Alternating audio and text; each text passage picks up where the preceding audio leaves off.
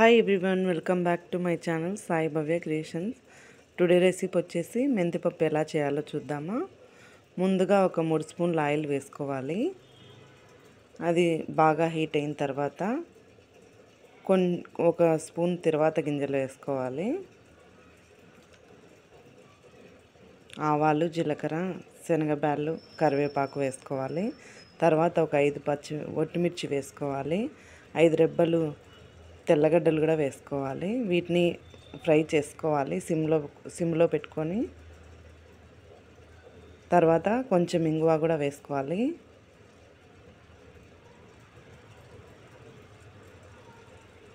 వీటిని సన్న మంట మీద మాడకుండా ఫ్రై చేసుకోవాలి. తర్వాత ఒక స్పూన్ పసుపు వేసుకోవాలి. సన్న మంట మీద మాడకుండా ఫ్రై చేసుకోవాలి. ఇవి వేగిన తర్వాత కందిబ్యాళ్ళు ఒక 2 చిన్న గ్లాసులతో నానబెట్టుకున్నాను. అవి వేసుకోవాలి కడుక్కున్న తర్వాత. ఈ వేసిన కందిబ్యాళ్ళని కాసేపు ఒక 10 మినిట్స్ ఫ్రై చేసుకోవాలి ఆయిల్లో.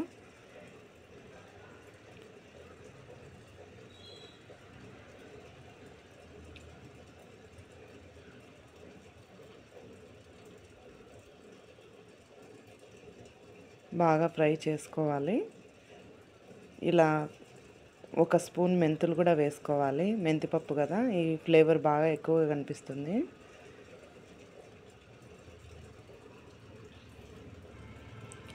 అవి కూడా మాడిపోకుండా ఫ్రై చేసుకోవాలి. ఇప్పుడు కొంచెం మీడియం ఫ్లేమ్లో పెట్టుకొని బాగా ఫ్రై చేసుకోవాలి. ఒక 3 టమాటాలని సన్నగా కోసి వేసుకోవాలి.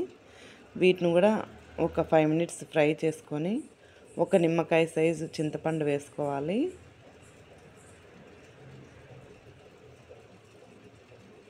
కుక్కర్లో చేసుకునే వాళ్ళకి ఇలా ట్రై చేయండి, చాలా బాగా వస్తుంది పప్పు.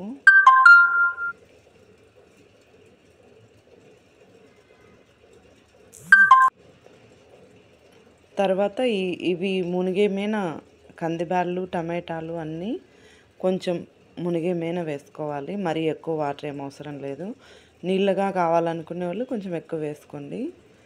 వీటిని అన్నీ ఓసారి బాగా కలబెట్టుకొని కలుపుకోవాలి. ఒకసారి కొంచెం ఉప్పు కూడా అన్నీ యాడ్ చేసుకొని కుక్కర్ క్లోజ్ చేసుకోవాలి మూత. కొంచెం జీలకర్ర కూడా వేసుకున్నాను. అన్నీ వేసుకోవడం వల్ల ఫ్లేవర్ బాగుంటుంది.